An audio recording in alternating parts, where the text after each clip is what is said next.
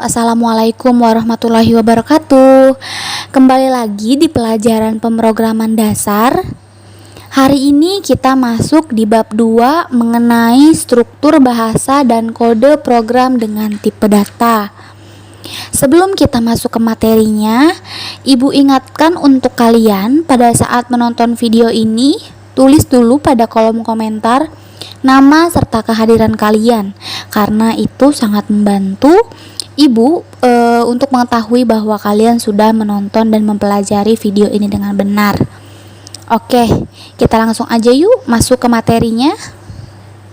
Sebelum kita masuk ke materi, Ibu akan menjelaskan kompetensi serta kompetensi dasar yang ada pada bab 2 ini.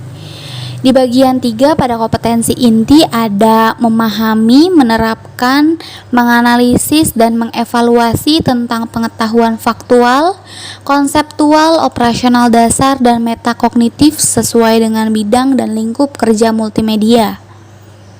Pada bagian 4 ada melaksanakan tugas spesifik dengan menggunakan alat, informasi, dan prosedur kerja yang lazim digunakan serta memecahkan masalah sesuai dengan bidang kerja multimedia. Pada kompetensi dasar di bagian 3.3 ada menerapkan alur pemrograman dengan struktur bahasa pemrograman komputer.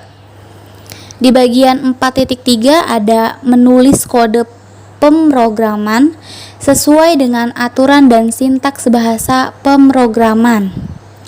Lanjut, di bagian 3.4 ada menerapkan penggunaan tipe data, variabel, konstanta, operator, dan ekspresi. Terakhir, di bagian 4.4 ada membuat kode program dengan tipe data, variabel, konstanta, operator, dan ekspresi.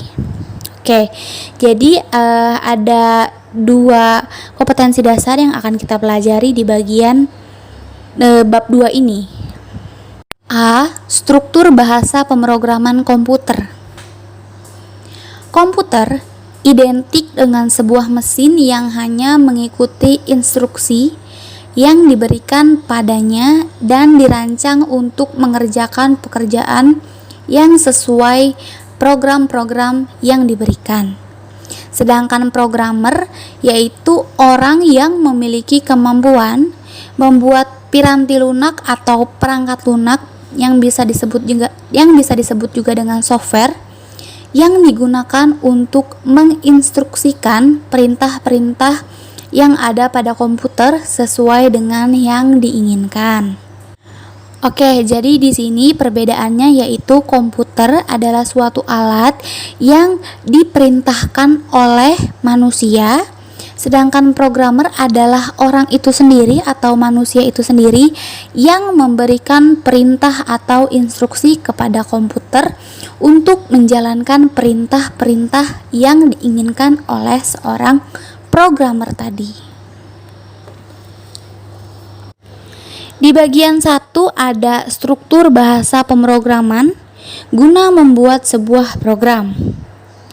Yang pertama yaitu dilakukannya penerjemahan algoritma dalam bentuk pseudocode, bahasa natural, ataupun flowchart ke bentuk kode atau source code, yaitu bahasa pemrograman tertentu.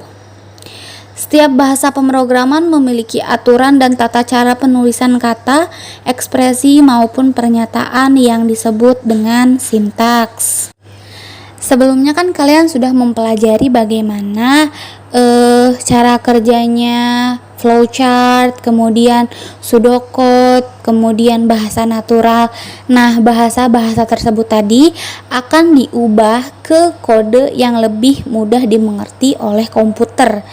Nah, ekspresi-ekspresi atau kode-kode yang akan dimasukkan ke dalam program komputer tadi disebut dengan sintaks.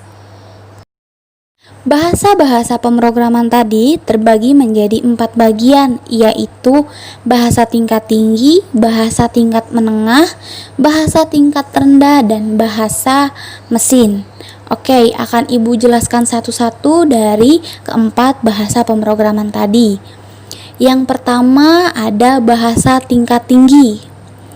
Bahasa tingkat tinggi diterjemahkan sebagai rangkaian instruksi yang menggunakan unsur kata-kata manusia sehingga lebih mudah untuk dimengerti. Contoh sintaksnya atau kodenya yaitu begin.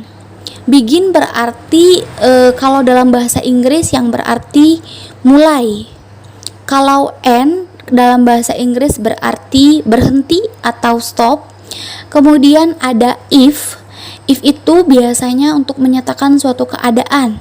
Kemudian ada for, while, and, or, dan lain-lain. Nah, begin, and, if, for itu namanya adalah sintaks yang digunakan oleh bahasa tingkat tinggi. Bisa diingat ya, bisa kalian bedakan kalau begin itu masuk ke dalam golongan bahasa tingkat tinggi. Oke. Beberapa software yang digunakan bahasanya yaitu bahasa tingkat tinggi adalah software Pascal dan juga Visual Basic. Jadi bisa diingat di sini bahwa contoh software Pascal dan Visual Basic ini pada proses cara kerjanya menggunakan bahasa tingkat tinggi yang menggunakan sintaks begin, and, if, for, dan lain-lain. Sampai sini paham mengenai bahasa tingkat tinggi? Oke, Ibu lanjutkan. Di bagian B ada bahasa tingkat menengah. Bahasa tingkat menengah merupakan rangkaian instruksi gabungan antara bahasa manusia dengan kode-kode simbolik. Misalnya kode-kode simbolik tersebut yaitu tanda dan, tanda kurung kerawal, tanda tanya, tanda koma, titik, dan lain-lain. Kemudian software yang menggunakan bahasa tingkat menengah yaitu program software C. Nah, berarti identiknya dari bahasa tingkat menengah ini kalau kita bandingkan dengan bahasa tingkat tinggi yang sintaksnya menggunakan bahasa-bahasa seperti begin, and, if. Nah, kalau pada bahasa tingkat menengah ini sintaksnya atau kode-kode yang digunakan yaitu tanda tanya, tanda koma, tanda titik, tanda kurung kerawal, dan masih banyak lagi. Lanjut, di bagian C ada bahasa tingkat rendah.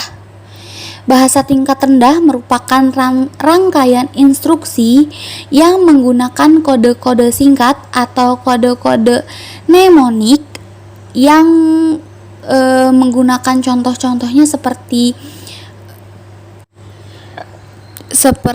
kode-kode yang mudah dimengerti oleh si manusia dan komputer itu sendiri. Biasanya bahasa tingkat rendah ini menggunakan kode-kode yang singkat, tidak terlalu rumit, yang biasa juga disebut bahasa assembly.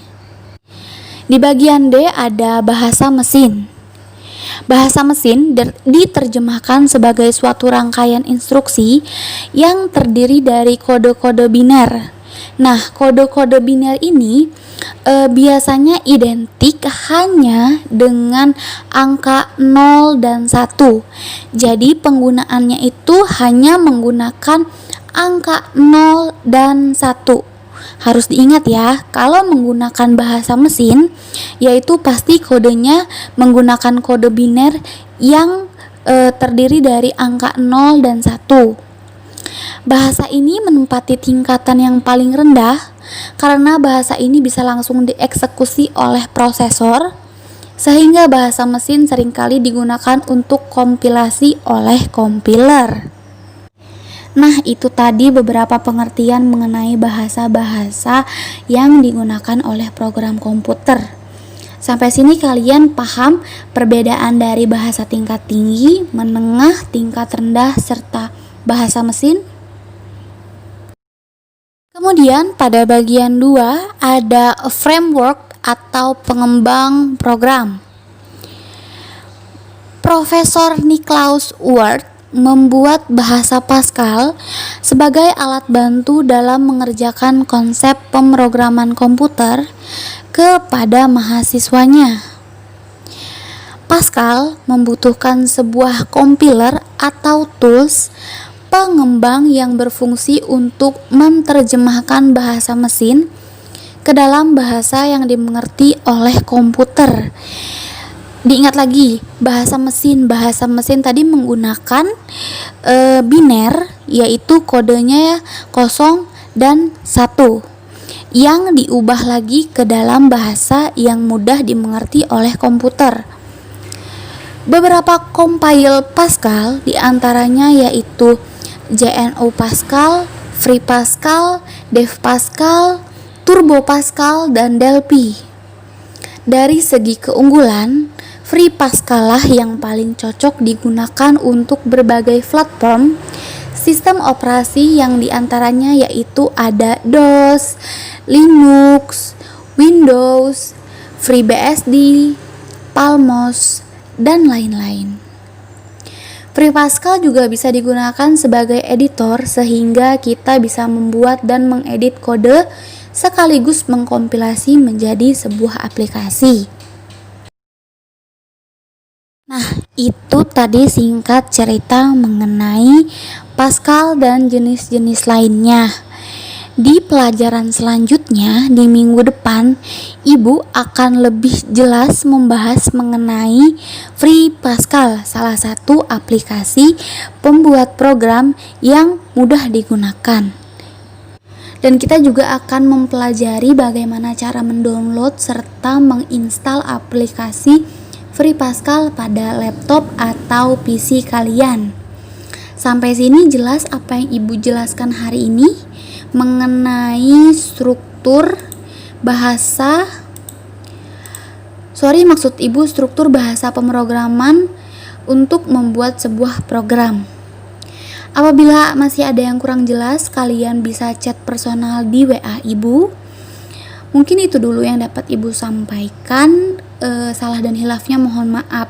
Tapi sebelum Ibu tutup, kalian jangan lupa like video ini, kemudian jangan lupa share video ini ke teman-teman kalian untuk mengingatkan bahwa ada tugas atau pelajaran yang harus dipelajari. Oke, itu dulu dari Ibu. Wassalamualaikum warahmatullahi wabarakatuh.